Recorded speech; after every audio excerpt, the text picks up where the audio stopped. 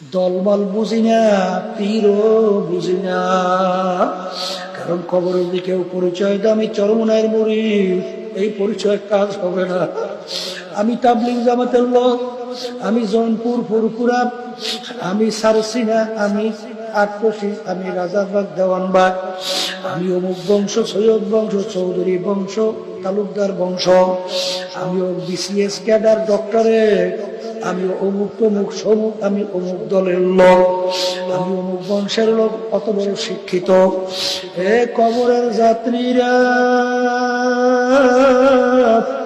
কবরে কিন্তু কোনো দলের পরিচয় নাই, কোনো পীরের পরিচয় নাই, কোনো টাকার গরম নাই, কোনো বংশের গরম নাই।